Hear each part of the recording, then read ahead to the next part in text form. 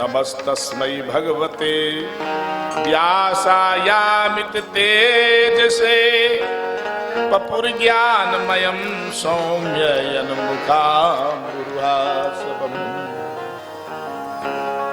महाराज भगवान के चरणों में प्रार्थना की है सुखदेव जी महाराज ने। सुखदेव की स्तुति बड़ी दिव्य है।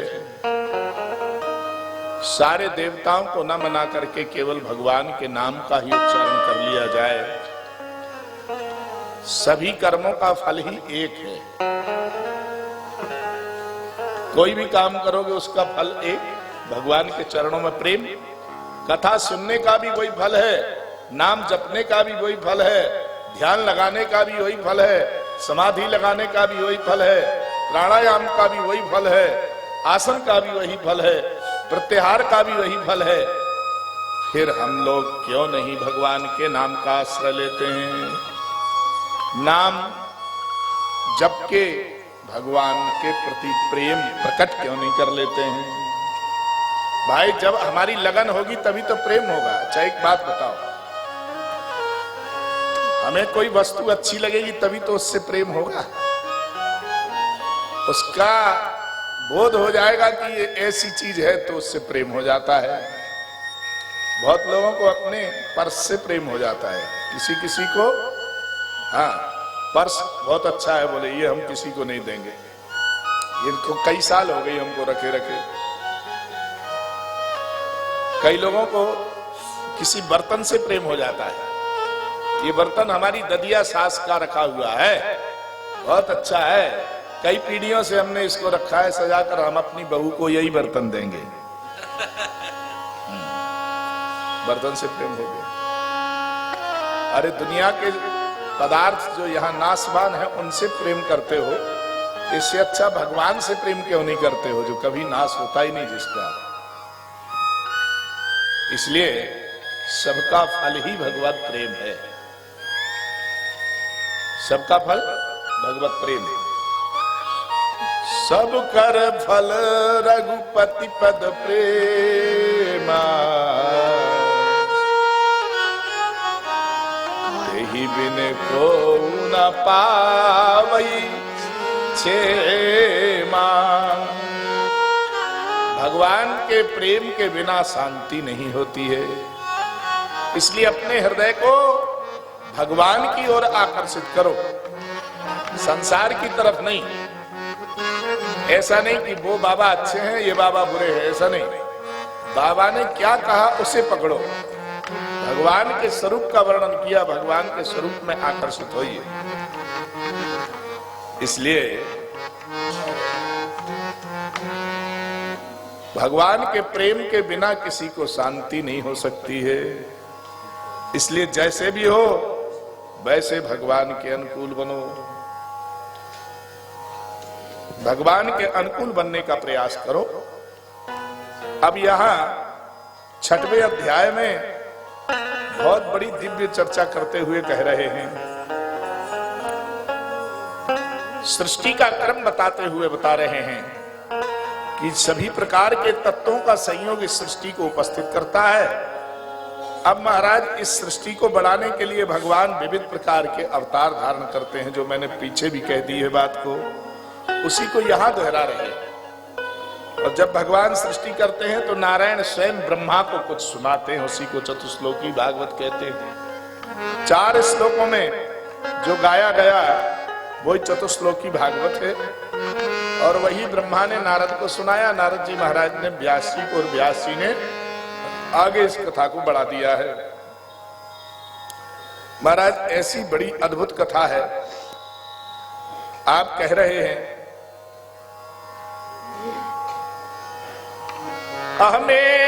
अहमेवासमेवाग्रे नान्यं यद्यत् सत्परम् पश्चादहं यदेतच्च यो वशिष्येत सोऽस्म्यहम्। पश्चाद अहम, ये सारा जगत जब समाप्त हो जाता है तो मैं ही रहता हूं, और इसके आदि में भी मैं रहता हूं।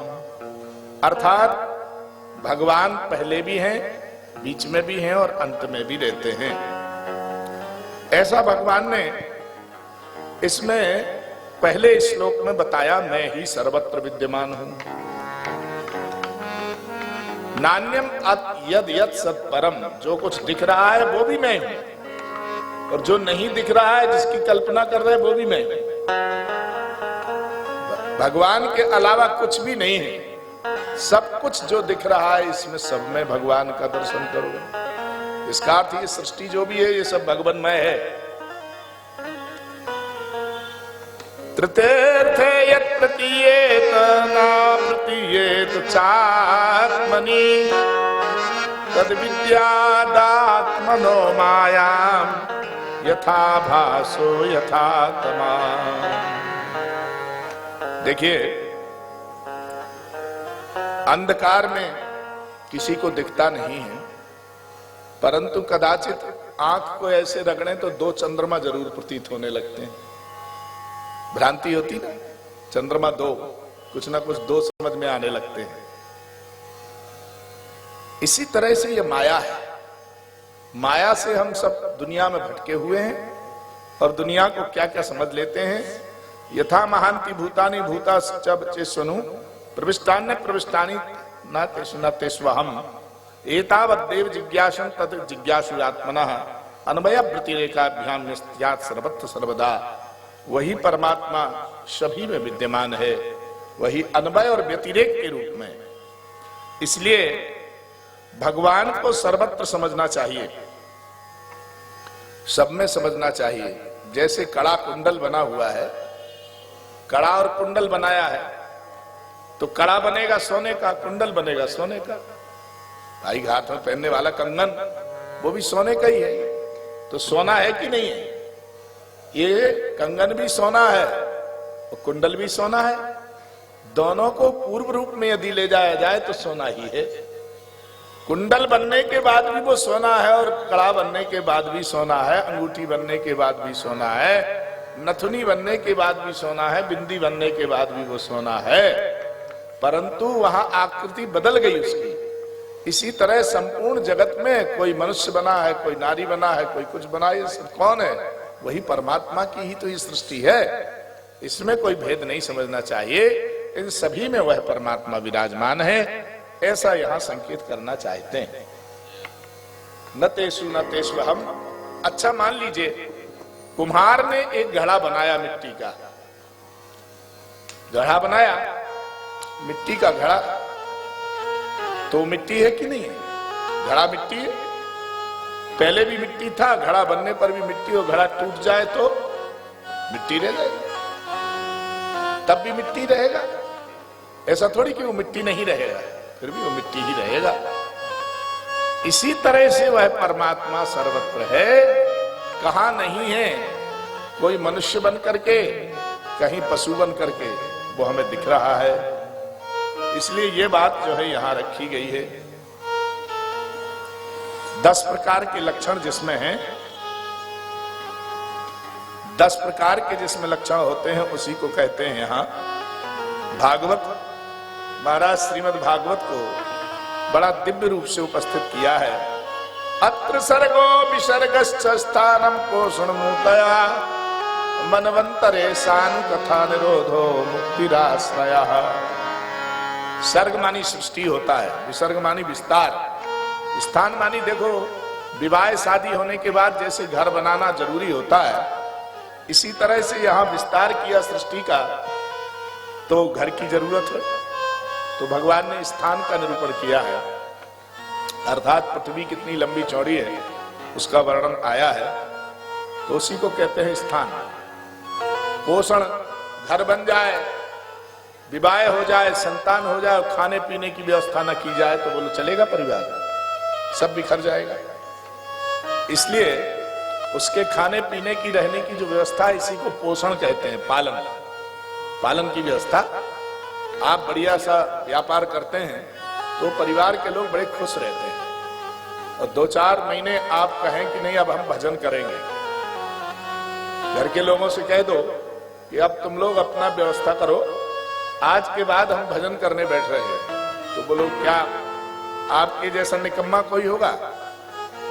व्यापारी को भजन करने की जरूरत नहीं है, व्यापारी अच्छी तरह से व्यापार करे, ईमानदारी के साथ नौकरी करने वाला विधिवत नौकरी करे ईमानदारी के साथ, तो भगवान उसी से प्रसन्न होते हैं, वही उसके लिए भजन बन जाता है। यदि वो चाहे कि हम माला लेकर के बैठ जाएं तो सब बिगड़ जाएगा। दुनिया के लोग क्या खाएंगे? व्यापारी यदि सब दुकान बंद करके कहें आज तो भाई हमारे यहाँ सप्ताह कथा हो रही है, आज से हमने भजन करना प्रारंभ कर दिया, मार्केट नहीं खुलेगा, सब बिगड़ जाएगा माहौल। तो दुकानदार दुकान तो चलावे, परंतु उसमें से कुछ थोड़ा बहुत समय निकाल ले भगवत भजन का, तो उसके सारे दिन का जो काम है वो भजन बन जाता है। थोड़ा सा समय निकालने पर, घंटा 1 घंटा थोड़ा समय निकाल लिया, कथा सुन आए, 2 घंटा 4 घंटा जितना भी समय मिला उतने में ही उसका कल्याण हो जाता है। सारे जीवन भगवान के माला लेकर के बैठने की जरूरत नहीं है, सत्यता का आश्रय ले।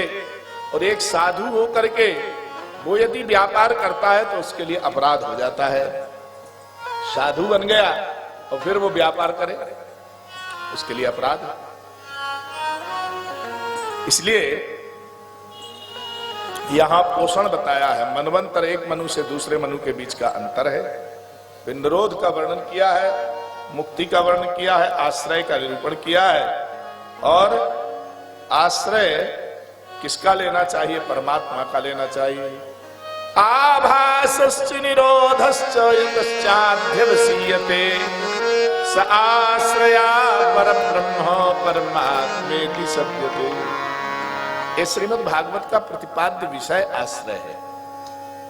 ये आश्रय वो कहते हैं आभासश्च निरोधश्च, महाराज उत्पन्न होने का आभास हो जाए और विपत्ति और विरोध का निरोध हो जाए, अर्थात रोक लग जाए।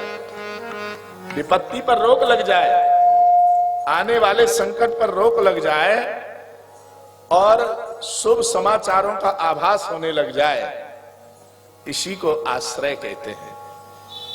आश्रय किसका होना चाहिए? बोले परमात्मा का। परमात्मा इति शब्दते, स आश्रया परब्रह्मो, वही ब्रह्म है, वही परमात्मा है और उसका आश्रय सबको लेना चाहिए। योध्यात्मिको यम पुरुषाः सोसा देवाधिदैविका यस्तत्रो भय विच्छेदा पुरुषो यति विभौतिका। महाराज ऐसे आश्रय का निरूपण करते हैं। निरोध अर्थात रोकने वाला, जो रोक दे। किसको रोक दे? राजाओं का जो अत्याचार था। निरोधो दुष्ट भूभुजाम। श्रीधर स्वामी ने कहा दुष्ट जो राजा लोग थे उनके राज्य को आगे बढ़ना रोक दिया, इसी को कहते हैं निरोध। भगवान श्री कृष्ण ने उन दुष्टों के लिए दंड प्रदान कर दिया। ये निरोध लीला है भगवान की। इसलिए यहां विदुर जी उद्धव जी के पास पहुंचे हैं और उद्धव ने उन्हें अपने बाल काल की कुछ बातें सुनाई हैं। श्री कृष्ण हमारे सखा हैं, हम श्री कृष्ण के साथ कैसे बैठ करके कैसी कैसी चर्चाएं किया करते हैं, कैसे कैसे उनके सन्निधि में हमारा लाभ हमें मिलता है। इसके लिए महाराज श्री उद्धव ने बड़ी सुंदर सुंदर चर्चा की है। एक बार तो हम जमुना किनारे गए हैं। जब जमुना किनारे जाकर के बैठ गए तो वहां श्री कृष्णचंद्र जल में घुस गए। अब श्री कृष्ण और हम दोनों ही जल में क्रीड़ा करने लग गए।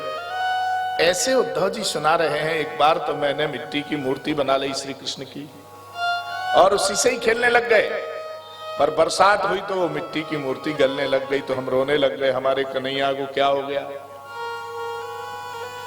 ऐसे सोचते सोचते समाधि लग गई। हमारे कृष्ण कितने दयालु हैं कि एक जहर लगा करके आई स्तनों में और उसको भी परम गति दे दी। जहर लगा करके स्तनों में आने वाली राक्षसी को मां की गति दी है। इतना कितना दयालु है मेरा ईश्वर। अहोबकी तन काल कूटम जिघांसयापा ययत प्रसाद्वी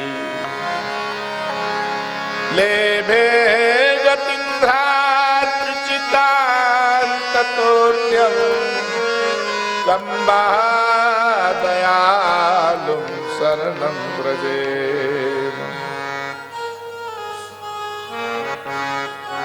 भगवान के जैसा दयालु कौन होगा? इनके जैसा दयालु कौन होगा भाई? जहर लगा कर आने वाली को मां का स्थान दे दिया। वाह! विदुर जी महाराज कह रहे हैं कि मैं तो बनोइत नैन निर्मोही दयासा गर कहाते हो। बनोइत नैन निर्मोही दयासा गर कहाते हो।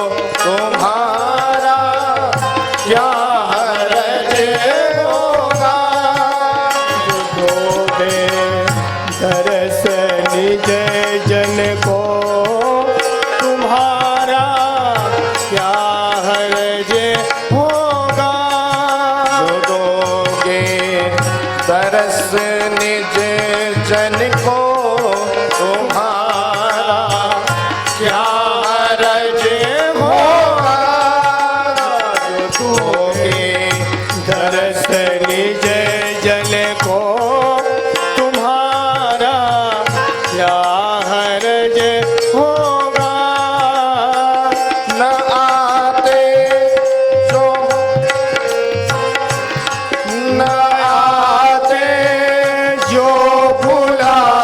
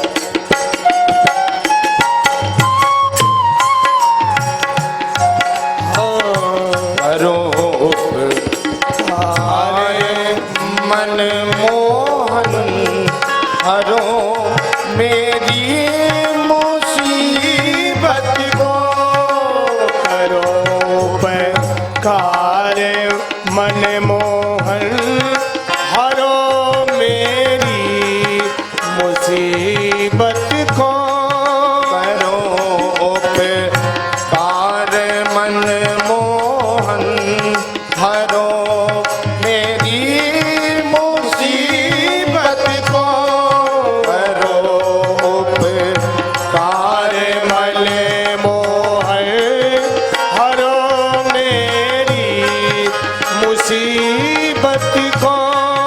अकारण मैं ही तैसी हूँ, अकारण मैं ही तैसी हूँ, अकारण मैं ही तैसी हूँ, तुम्ही ताप गाते हो, अकारण मैं ही तैसी हूँ, तुम्हें गीता में गाते हो। बनो इतने न निर्मोही, दया सागर कहाते हो, बनो इतने न निर्मोही, दया सागर कहाते हो।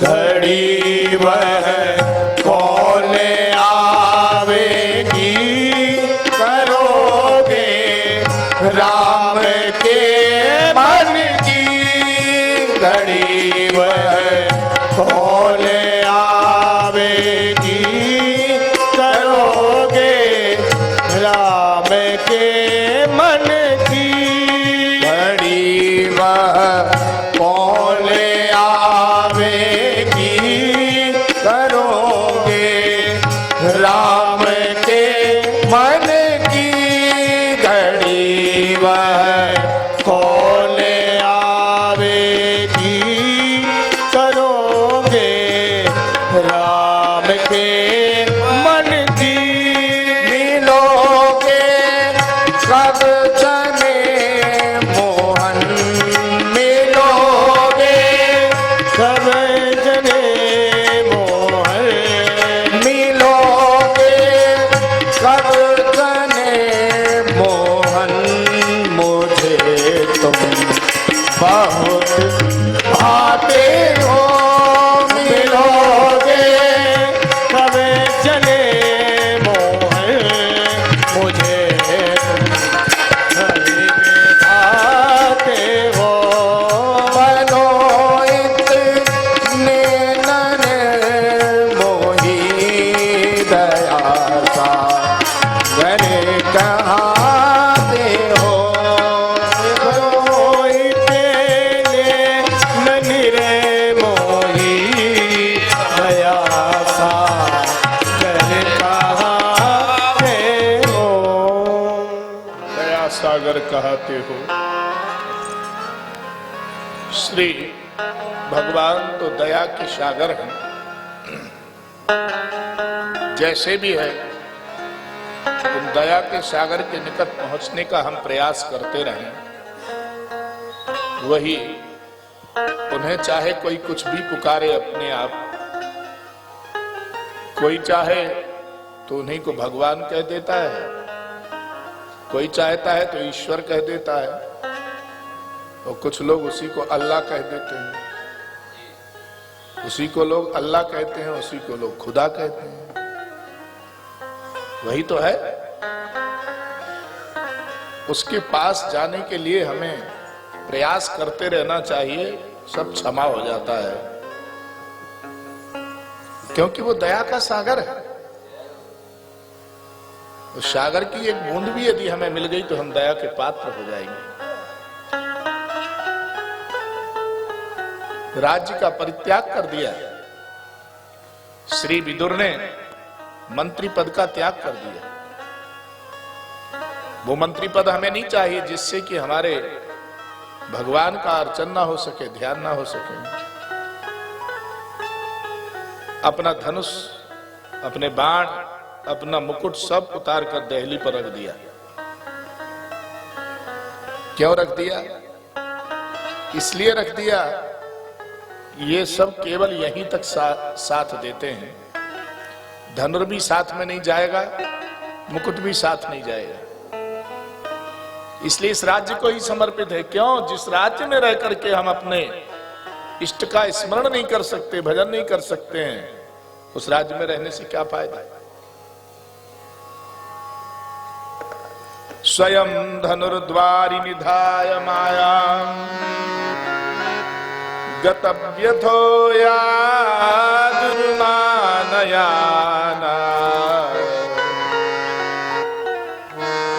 सनिर्गता कौरव पुण्य लब्धा। घर को छोड़ करके चल दिए, निर्गता। ऐसे लग रहा था जैसे कौरवों का पुण्य विदुर के रूप में चला गया हो।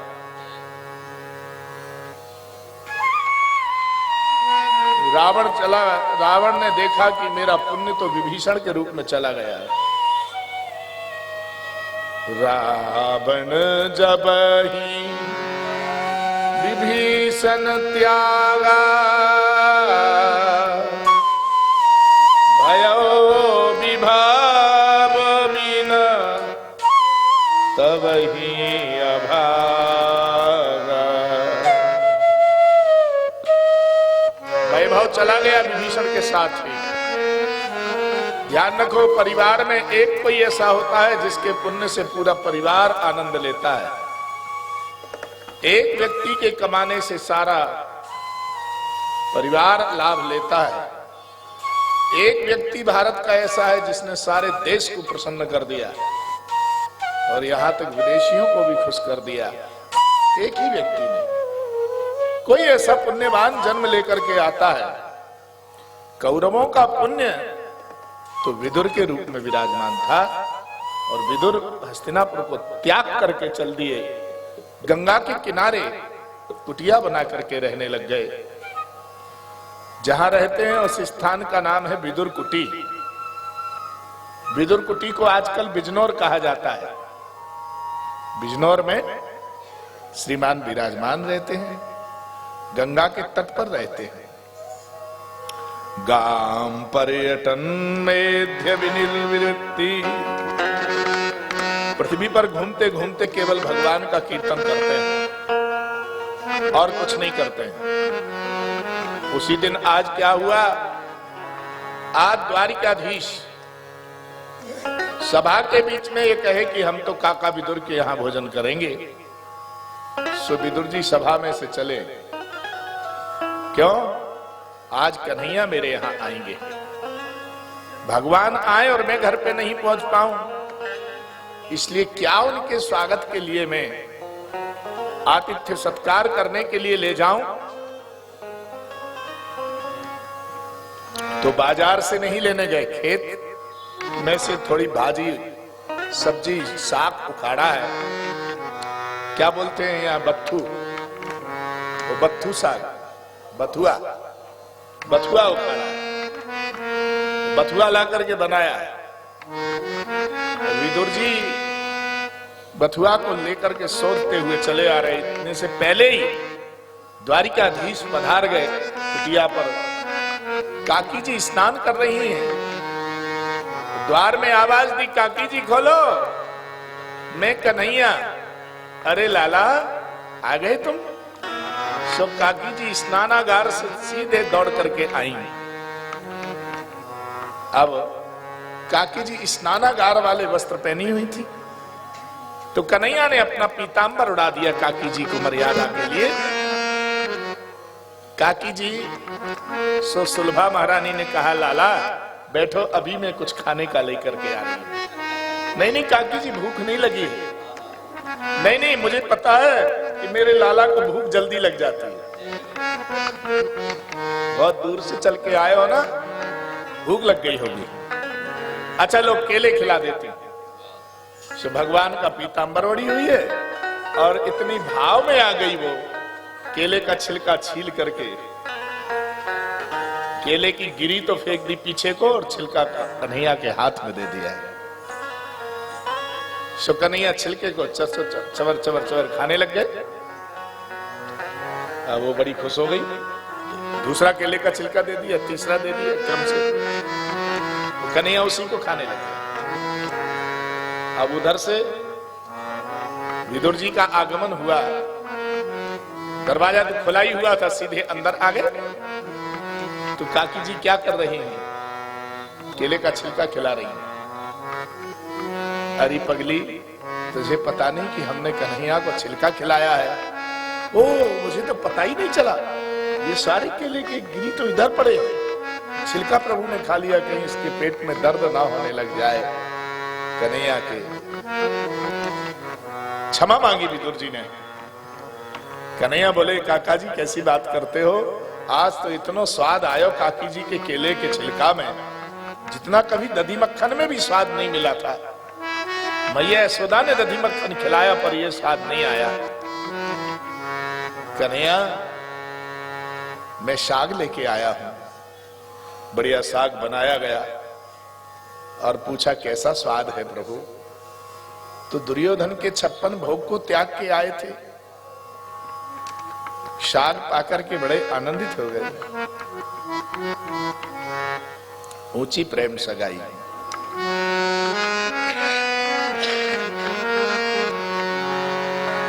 सबसे ऊंची प्रेम सगाई, सबसे ऊंची प्रेम सगाई।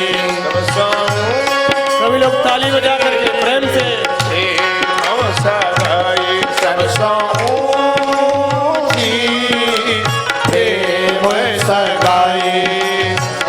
दुर्योधन को मेवा त्यागे, दुर्योधन को मेवा त्यागे। साग विदुर घर खाई। साग विदुर घर खाई। सबसे ऊंची प्रेम सगाई। सबसे ऊंची प्रेम सगाई।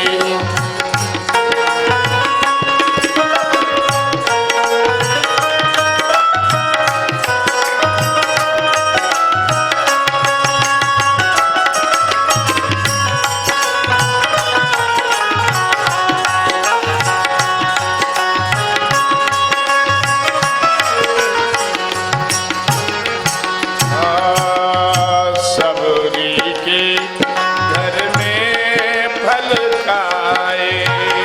सबरी के घर में फल खाए। सबरी के घर में फल खाए। सबरी के घर में फल खाए। बहुविधि स्वाद बताई। बहुविधि स्वाद बताई। सबसे ऊंची प्रेम सगाई। सबसे ऊंची प्रेम सगाई।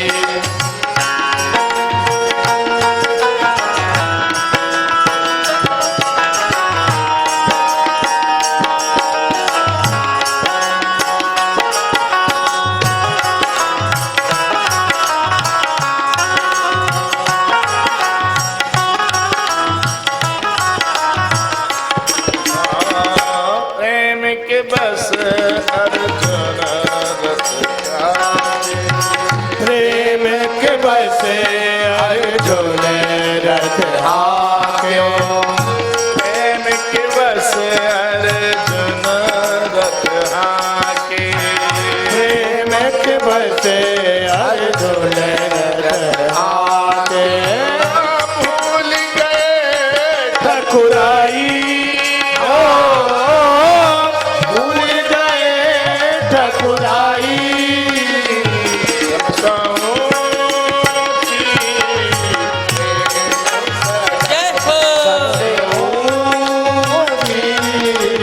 प्रेम सगाई, ऐसी प्रीति बड़ी वृंदावन, ऐसी प्रीति बड़ी वृंदावन, गोपियन नाच नचाई, गोपियन नाच नचाई, सब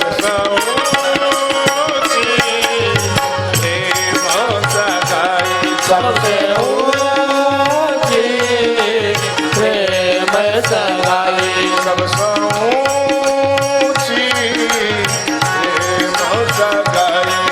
ऊंची प्रेम सगाई,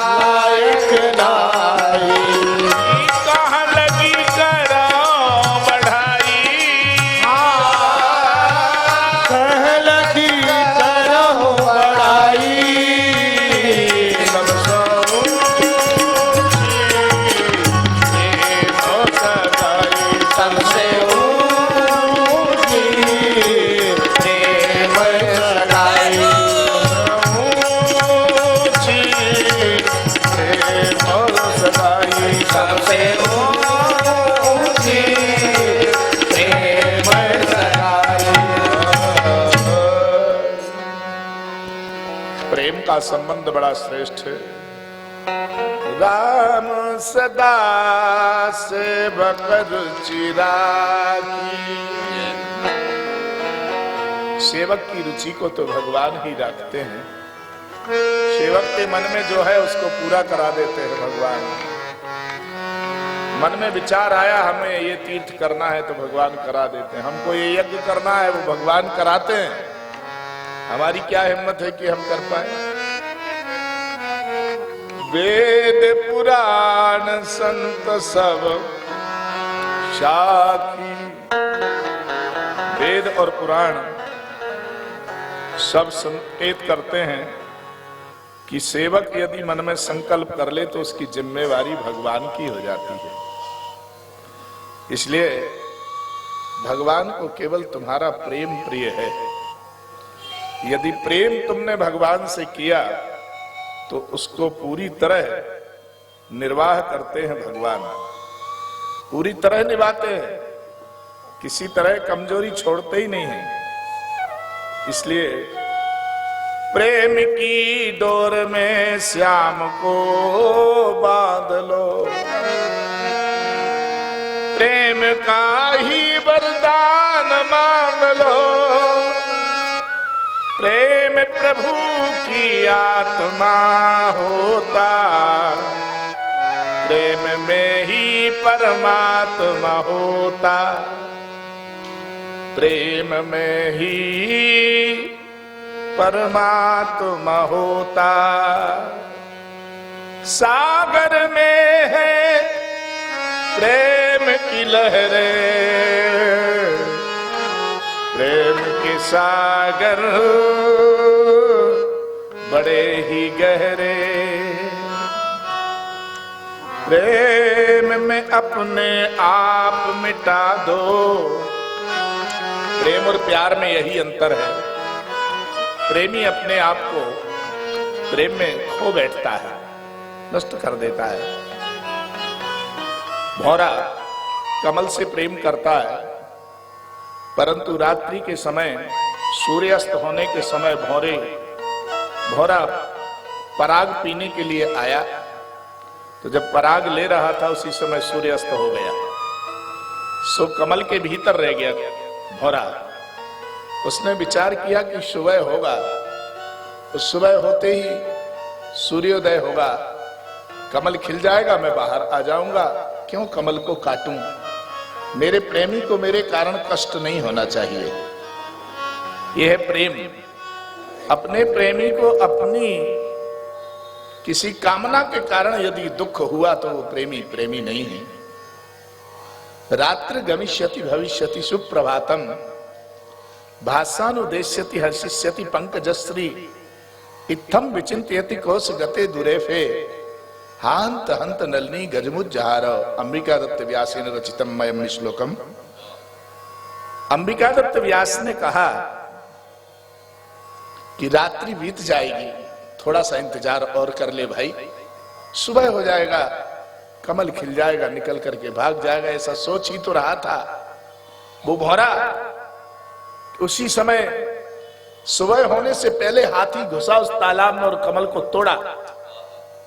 आज हम द्रोण सरोवर गए थे, द्रोण सागर का दर्शन किया, वहां कमल खिले हुए हैं, बड़ा सुंदर क्षेत्र है। महाराज कमल का पुष्प हाथी ने तोड़ा, तोड़ करके घुमाया इधर उधर इधर उधर, उसी में बैठा हुआ था वो भौरा। सोच रहा था सूर्योदय होगा, कमल खिलेगा, मैं बाहर आ जाऊंगा। उसकी सोच रह गई और हाथी ने अपने पैर के नीचे कमल को कुचला, सो उसका राम नाम सत्य हो गया। ध्यान रखो, प्रेमी अपने आप को मिटा देता है पर प्रेमी को दुख नहीं देता है। प्रेम में अपने आप मिटा दो, प्रियतम को ये भेंट चढ़ा दो। मोहन ही है प्रेम सिखाता। प्रेम कहां से सीखना है तो भगवान से सीखो। आराध्यो भगवान ब्रजेश तनया तद्धाम वृंदावनम।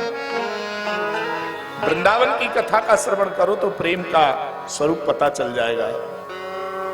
मोहन ही है प्रेम सिखाता, प्रेम है दिव्य लौकिक नाता।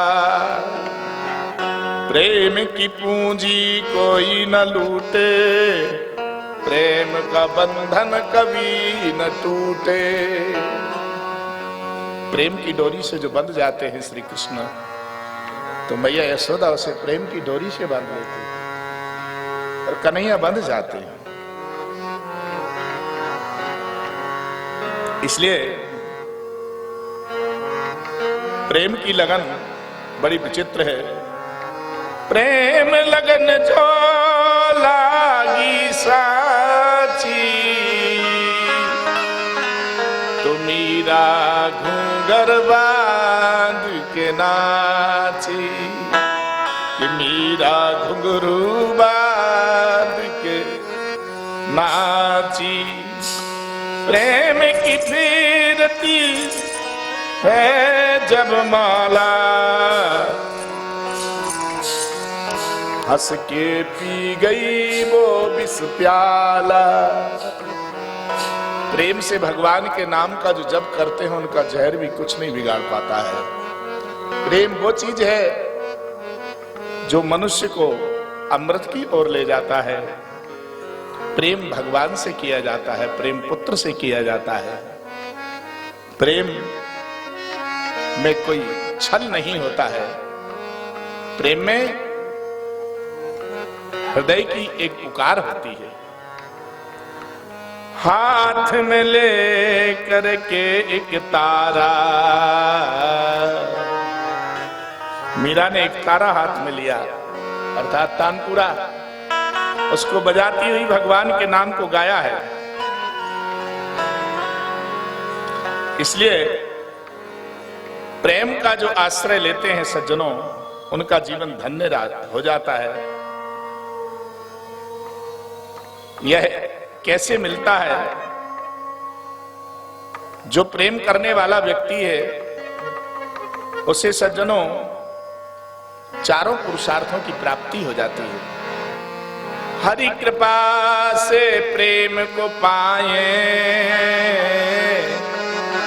जीवन ऐसा अब न गमाए। भक्तराज भगवंत भजन बिन नेक कछु ना पाए।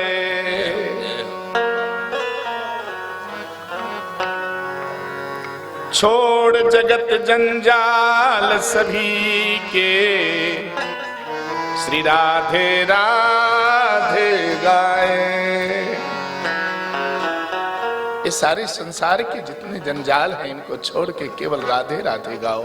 बोलो राधे राधे राधे राधे। केवल भगवान का नाम ही जीवन में गाने के लायक है। रचयिता का नाम भी इसमें आ गया है। भक्तराज भगवंत भजन बिन। भक्तराज श्री अच्युत कृष्ण जी इसके रचयिता हैं, इस कविता के। इन्होंने अपना भाव प्रस्तुत किया है। प्रेम के बिना जीव नष्ट हो जाता है, और प्रेम करना है तो मेरे गोविंद के चरणों से प्रेम करो, वही कल्याणकारी है। संसार की जितनी वस्तुएं हैं सब नष्ट होने वाली, चाहे संसार में काम में आने वाला पैसा हो, चाहे वह घर हो, मकान हो, दुकान हो, सब चला जाएगा। की रज पाऊं किशोरी तेरे चरणन की रज पाऊं। भगवान का मंगलमय जो स्वरूप है वो सर्वदा अपने हृदय में बिठाओ, और वह मंगलमय स्वरूप सर्वदा हृदय में प्रेम पियारा मही के बल प्रेम प्यारा, मही के बल प्रेम पियारा। जान ले जो जान निहारा, जान ले ओ जो जान निहारा। मही के बल प्रेम। भगवान को केवल प्रेम प्रिय है। देखिए प्यार और प्रेम में कितना अंतर है। प्यार में जिससे प्यार किया जाता है उसे लोग खा जाते हैं, उसे नष्ट करना चाहते हैं, और प्रेम वो है जो अपने आप को नष्ट करा दे। प्रीति की रीति रंगी लोई जाने, प्रीत करे जानी सोई जाने। प्रीति की रीति रंगी लोई जाने, प्रीत करे रंगीलो जाने। प्रीति करी दीपक सारंग सन, प्रीति करी दीपक सारंग संग। प्रीति करी सारंग दीपक सो, प्रीति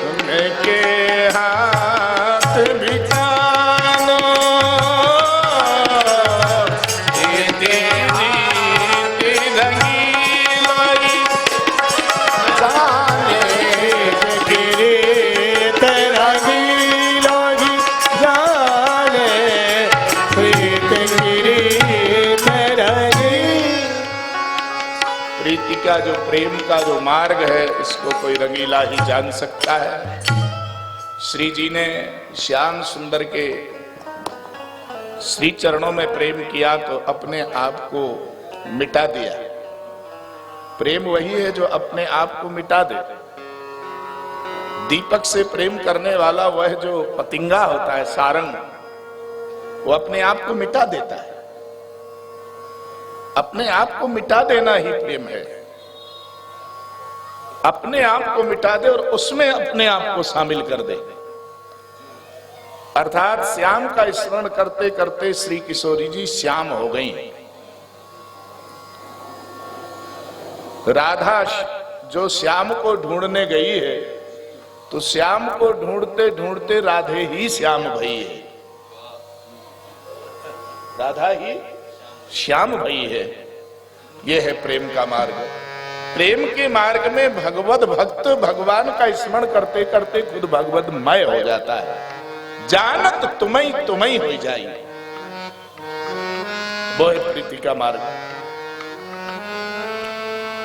महाराज विदुर जी ने अपने आप को श्री गोविंदम को समर्पित किया है। महाभारत की बड़ी विचित्र विचित्र कथाएं जो पहले प्रथम स्कंद में स्मरण कराया गया, उन्हीं का फिर से स्मरण है। विदुर जी ने आगे के विषय में उद्धव जी से प्रश्न किया है। उद्धव ने कहा कि देखो, ये बात तो तुम्हारे लिए मैत्रेय मुनि गंगा किनारे मिलेंगे, वही बताएंगे। तो श्रीमान मैत्रेय मुनि के पास जा रहे हैं। मित्रा के पुत्र हैं मैत्रेय, बड़े ज्ञानवान हैं। उन ज्ञानवान के पास पहुंचे हैं श्री विदुर जी।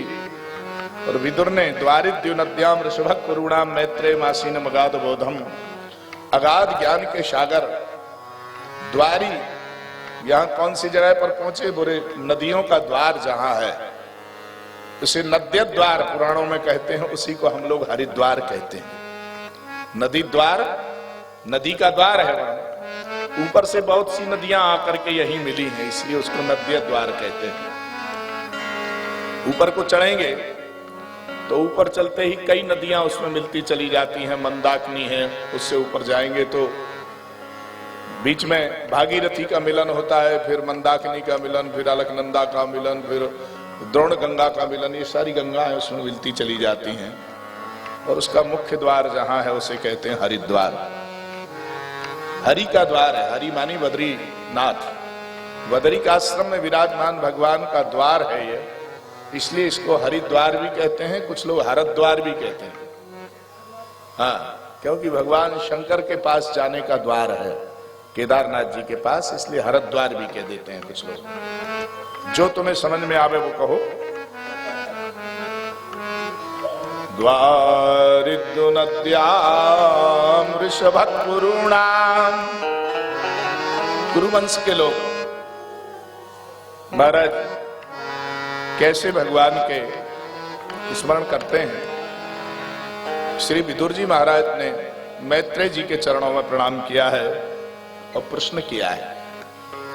प्रश्न किया है कि सारे लोग सुख के लिए कर्म करते हैं, सुखाय कर्माणि करोति लोको। ऐसा कोई ही व्यक्ति देखा होगा जो एक साथ दो काम कर लेगा? आपने दुनिया में कहीं देखा? दो काम करना बड़ा कठिन है। क्यों जी? दो काम हो जाएंगे एक साथ? नहीं हो सकते हैं। पानी पी रहे होंगे तो चाय नहीं पी सकते हैं उसी साथ। एक घूंट चाय एक घूंट पानी, ऐसा तो नहीं हो सकता है। चाय पानी पी रहे हैं भाई, चाय पान कर रहे हैं। एक साथ दो काम तो भगवान का भक्त ही कर सकता है। बच्चे को भी गोद में खिला लेता है और भगवान का भजन भी कर लेता है। पालने में बच्चा लिटा दिया और कीर्तन करने लग गए। कीर्तन कर रहे हैं, सीताराम सीताराम सीताराम जय सीताराम, सीताराम सीताराम सीताराम सीताराम, सीताराम जय सीताराम, सीताराम जय सीताराम, सीताराम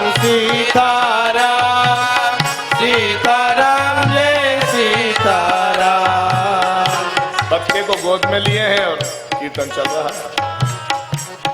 बोलो 2 काम हो रहे। गोरस बेचत हरि मिले, एक पंथ द्वैकार। माताएं दोनों काम कर सकती हैं, भाई लोग नहीं कर सकते। उनको यदि बच्चा खिलाने दे दो तो बाहर चले जाएंगे, कथा नहीं सुनेंगे। वो कथा भी सुन रही हैं, कीर्तन भी गा रही हैं और बच्चे को भी खिला रही हैं। देखो ये बहन जी बत्ती भी बना लेती हैं और कथा भी सुन लेती हैं। दोनों काम एक साथ हो रहा है कि नहीं हो रहा है? हाँ, स्वेटर बुन लेती हैं, या स्वेटर खटाखट चल रहा है और इधर कथा भी। 2 काम एक साथ, अच्छी बात है। एक समय में 2, क्या कैपेसिटी है इस शरीर में, 2 काम एक साथ हो जाते हैं। अब बुद्धि लगी हुई है कथा में, अब बत्ती टेढ़ी बन रही कि कैसी बन रही उसे नहीं देखना है, वो तो बनना है, वो बनती रहेगी अपने आप। हमें कथा से मतलब है। बत्ती क्यों बन रही है? इसलिए कि क्यों हाथ फालतू रहे, इनसे भी कुछ करना चाहिए। दिमाग से कथा और हाथ से बत्ती बन जाए, स्वेटर बन जाए, कोई दिक्कत नहीं। इससे डिस्टरबेंस नहीं है किसी को, कोई को डिस्टर्ब नहीं है और अपना काम भी हो ही रहा है। ठाकुर जी की सेवा के लिए बत्ती हो जाएगी और अपने जो है कथा सुन लेंगे। और ये बत्ती तो बहुत पुण्यदायी होगी कि कथा सुनते समय बनी। इस बत्ती का क्या कहना है? हाँ, बहुत पवित्र बत्ती होगी भाई, कथा सुनते सुनते। कई माताएं स्वेटर बना लेती हैं, कथा सुनती रहती हैं। काम बंद नहीं होना चाहिए, काम आप बंद मत कीजिए, वो काम घर का करते रहो और ये भी काम करते रहो भगवान नाम का। आप घर में रोटी बनाती हो, आप कहोगी कि रोटी बनाने में बहुत व्यस्त हो जाते हैं, कोई बात नहीं, मुख से कीर्तन चालू कर दो, कीर्तन भी चलता रहेगा और भोजन भी बनता रहेगा। थोड़ी सी लोई तोड़ो, रखो उस पर चौकी पर और मारो 2-3 बेलन तो लंबी हो जाएगी। और फिर हाथ में लेकर के राधे कृष्ण 2-4 इधर 2-4 इधर मारो तो ताली भी बज जाएगी, रोटी फैल जाएगी। फैलेगी कि नहीं? अब वो स्वामी जी देख रहे थे कि क्या कर रही है, ये गा रही है कि रोटी बना रही है। रोटी परोसने आई तो बढ़िया स्वाद आया उस रोटी में। अरे बड़ा स्वाद आ रहा है, बोले कीर्तन करते करते बनाई है इसीलिए स्वाद आ रहा है। तो भाई भोजन बनाते समय भी कीर्तन करना चाहिए। और हर काम, पहले माताएं चक्की को पीसती थी, ऐसे चक्की पीसा करती थी। कल वो नानी जी बता रही थी चक्की चल गई इसलिए वो आधा काम रह गया है। तो चक्की ऐसे पीस लेती थी और पीसती नहीं थी, फालतू टाइम बर्बाद नहीं करती थी, कीर्तन भी गाती थी। उस समय 2 बहनें बैठ जाती थी, एक इस चक्की पर एक इस चक्की पर, दोनों पीसती रहती और कीर्तन, आधा कीर्तन ये बोलती आधा वो बोलती, एक पंक्ति ये एक पंक्ति वो, और दोनों लोगों का आटा तैयार हो जाता। पहले ये सब मशीन वाले तो सिस्टम नहीं था ना, अब तो इलेक्ट्रॉनिक युग हो गया है, तो अब तो सब कुछ खटका दबाओ सब काम तैयार। यशोदा भी तो ऐसे ही करती थी, यानी यानी गीता। हाँ, ऐसे ही गोपांगनाएं करती हैं और यशोदा भी अपने लाला को सुलाती है तो उसी की जो कल कुछ ऊधम किया है उसी को गीत बनाकर गाने लगती थी। बच्चे ने क्या क्या ऊधम किया उसी को गीत बना लिया। अब बच्चे तो ऊधम करते ही हैं, कोई इधर से उधर चढ़ा, उधर से उधर चढ़ा, ऊपर चढ़ गया, ऊपर से नीचे उतर आया, ग्वाल वालों को एक सखी से दूसरे सखी की चोटी को बांध दिया, यही गीत बना लिया उसने। बाबा हमारे गाते थे, तू सुन ले यशोदा मैया तेरे ऐसो ढीठ कन्हैया, मेरी मटकी फोर गिराई में तो लुट गई राम दुहाई, मैं तो लुट गई राम दुहाई, मैं तो लुट गई राम दुहाई, मैं तो लुट गई राम है दुहाई। तू सुन ले यशोदा मैया, तू सुन ले यशोदा मैया, तेरो ऐसो ढीठ कन्हैया, तेरो ऐसो ढीठ कन्हैया, मेरी मटकी फोड़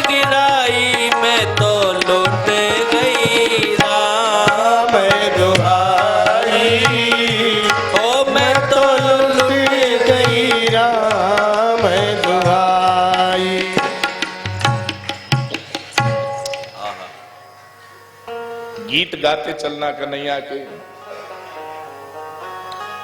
और कन्हैया के चरित्र को बोलते जाना और गीत बनाते जाना।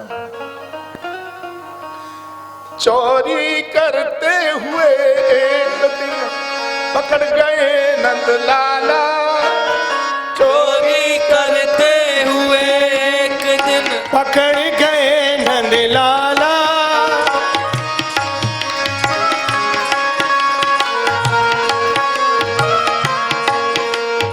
मेरे पति का रूप बना फिर, मेरे पति का रूप बनाकर प्रकट भये नंदलाला में तो लुट गई राम दुहाई, मैं तो लुट गई राम दुहाई, मैं तो लुट गई राम दुहाई, मैं तो लुट गई राम दुहाई। सुखाय कर्माणि करोति लोको न तयि सुखं परमं वा। सारे लोग सुख के लिए कुछ करते हैं, हमें सुख मिले। सुख किसे अच्छा नहीं लगता है।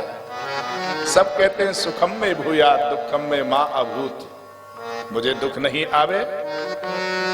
महाराज, इस सृष्टि का क्रम कैसे हुआ है आप इसे बताइएगा। तो मैत्रेय मुनि ने कहा कि तुम्हारा जो प्रश्न है वो बहुत दिव्य है। मांडव्य के हिसाब से ही स्वयं यमराज ही विदुर बनकर के आए हैं। इसलिए क्योंकि आप जब यमराज थे तो सबको दंड देते थे। एक दिन मांडव्य ऋषि ने एक टिड्डी के ऊपर कांटा चुभा दिया, वो तड़प तड़प करके देह त्यागी। अब मांडव्य ऋषि के मृत्यु काल निकट आया तो उनको ऐसे ही उनके सूल चुभा करके पीठ में उनका अंतिम समय। तो मांडव्य ने कहा कि रे यम, ये बता तू मुझे ऐसा दंड क्यों दे रहा है, मेरे किस अपराध का फल है ये? तो उसने बताया, अरे इतने छोटे अपराध का इतना बड़ा दंड, इसलिए जा तू दासी पुत्र बन जाना। सो दासी पुत्र बन करके आए हुए हैं महाराज। ये कोई सामान्य व्यक्ति नहीं है विदुर जी, स्वयं यमराज। यमराज ही यहां अपने कर्म प्रभाव से महाराज बन करके आए हैं। तुमने जो प्रश्न किया है सृष्टि के विषय में, बहुत अच्छा प्रश्न है।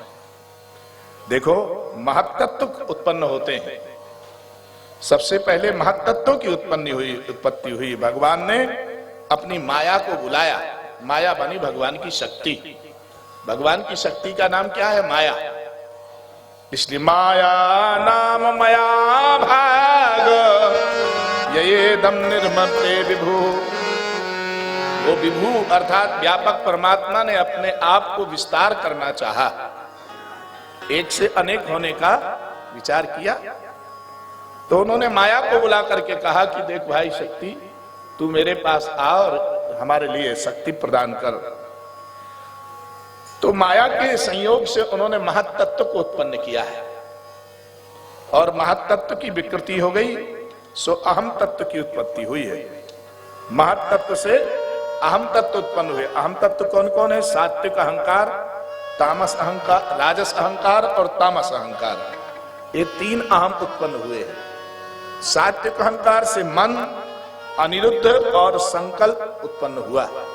ये सात्विक अहंकार से सृष्टि हुई। राजस अहंकार से ज्ञानेंद्रियां और उनके देवता उत्पन्न हुए। ज्ञानेंद्रियों में कान उत्पन्न हुए, उसके देवता हुए दिशाएं। महाराज, अब भगवान के त्वचा उत्पन्न हुई है। ये त्वचा नाम की आपके ऊपर ये त्वचा है, इसके देवता हैं वायु देवता।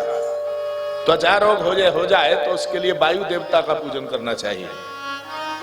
और वायु पुत्र का पूजन करने से भी वायु रोग दूर हो जाता है, हनुमान जी का अर्चन करने से। चक्षु रोग हो तो सूर्य का अर्चन करना चाहिए, नेत्र के देवता का नाम है सूर्य। जिह्वा उत्पन्न हुई, वरुण नाम का देवता उत्पन्न हुआ है। नासिका उत्पन्न हुई है, इसके अश्वनी कुमार नाम के देवता उत्पन्न हुए। राजस अहंकार से मुख उत्पन्न हुआ है, हाथ उत्पन्न हुए, पैर हुए हैं, मूत्रेंद्री और गुदेंद्री उत्पन्न हुई है। ये ज्ञानेंद्रियां हो गई इधर और कर्मेंद्रियां हो गई इस तरफ। कर पद गुदा लिंग वाणी, ये कर्मेंद्रिय है। इसलिए कान त्वचा दृग जीभ नाक ये ज्ञानेंद्रिय। कर पद गुदा लिंग वाणी ये कर्मेंद्रिय है। कर पद गुदा लिंग और वाणी ये कर्मेंद्रिय हैं। महाराज कर्मेंद्रिय में गुदेंद्रिय के देवता का नाम है यमराज, मूत्रेंद्रिय के देवता का नाम है प्रजापति, पैरों के देवता श्री विष्णु जी हैं, हाथों के देवता इंद्र हैं और मुख के देवता अग्नि हैं। अग्नि नाम के भाई मुख में डालोगे सो स्वाहा हो जाता है। हमारे यहाँ ब्रिजवी तो आहा, ब्रिजवासी कहते हैं आहा, क्या भोजन कराया है, आहा। ब्राह्मण कहे आहा और वेद मंत्र बोले स्वाहा, सो ही समझ लो अब तुम्हारी कामना पूर्ण होने वाली है। ब्राह्मण लोग जब ऐसे आहा कहने लग जाए, सो ही फिर क्या है, सब लोग कहने लगते वाह वाह वाह, तभी वाह वाह होती है। तो इसलिए तामस अहंकार से सज्जनों महाभूत उत्पन्न हुए हैं। पंच महाभूत पृथ्वी, आप, तेज, वायु और जल। पृथ्वी, जल, आकाश, ये 5 चीजें उत्पन्न हुई हैं, इसको महाभूत कहते हैं, पंच महाभूत। ये विकृति ही तो है। दूध जब बिगड़ जाता है तो दूध से दही बनता है कि नहीं? तो दही जब बिगड़ जाता है तो उससे फिर हम लोग मट्ठा बना लेते हैं, उसको बिलो करके उसका मट्ठा बनाते हैं। भाई दही को बिगाड़ने के लिए मंथन करना पड़ेगा, सो उसका बढ़िया चकाचक जो है लस्सी बना लो, या फिर जो है मट्ठा बना दो, उसमें से घी निकल आएगा, मक्खन निकल आएगा। ये सब बनाने के लिए विकृति करनी आवश्यक है। बिना बिगाड़े कुछ बनेगा नहीं। गेहूं को जब तक बिगाड़ेंगे नहीं तब तक आटा नहीं बनेगा। गेहूं बिगड़ेगा तो आटा बन करके आएगा, इसी तरह से चावल बिगड़ेगा तो खीर बन करके आएगी। चावल की विकृति होगी तो खीर बन जाएगा। तो भाई आकाश की तन्मात्रा शब्द है। ये अहम तत्व तामस तत्व से उत्पन्न हो रहा है। तामस तत्व से महाभूत उत्पन्न हुए हैं, उसमें सबसे पहले आकाश अर्थात शब्द का गुण उत्पन्न हुआ है। फिर वायु उत्पन्न हुई है जिसका स्पर्श गुण है। तेज उत्पन्न हुआ है, रूप जिसका गुण है, तेज से रूप। और जल उत्पन्न हुआ है जिससे रस का बोध होता है। पृथ्वी उत्पन्न हुई है जिसका गंध देवता है। महाराज सृष्टि करने में स्थावर सृष्टि की है सबसे पहले, जल पर, पृथ्वी पर स्थावर। जो पेड़ पौधे हैं ये सब चलते फिरते नहीं है, स्थावर। फिर जंगम सृष्टि की है उन्होंने, पशुओं की सृष्टि की है, सरीसृपों की सृष्टि की है। फिर भी मन में शांति नहीं हुई। पंच सृष्टि करने के बाद भी तब जेर वाली सृष्टि की है उन्होंने पशुओं को। कुछ पशु ऐसे होते हैं जिनको कान नहीं होते हैं, कुछ पशु ऐसे होते हैं जिनके पैर भी नहीं होते हैं और वो चलते हैं। केंचुए पैर नहीं होते हैं, सर्प पैर नहीं होता है और चलते फिरते हैं। कान भी नहीं होता है फिर भी वो सुन लेते हैं। सांप को न कान होता है न पैर होते हैं, 2 इंद्रियां कम है उसके यहाँ, और उसकी आयु 1000 वर्ष से भी अधिक है। आप जानते हो चिड़िया आपने देखी होगी, चिड़िया के यहाँ कान के ऐसे निशान नहीं उखड़े होते हैं, परंतु उन्हीं में से कुछ पक्षी ऐसे होते हैं जिनके कान का भी इस तरह से निशान उठा हुआ होता है। हाँ, वह वो छेद करने वाला जो एक पक्षी होता है, उसके कान होते हैं ऐसे बड़े बड़े, वो कान ऐसे उठा करके देखता रहता है। तो चिड़िया को कान नहीं होते हैं पर वो सुन लेती है, उसके रंध्र केवल होता है, छिद्र होता है। हम लोगों को इतने बड़े बड़े कान हैं, फिर भी हम कथा नहीं सुनते हैं। सांप को कान नहीं होता है, फिर भी वो लिखा हुआ है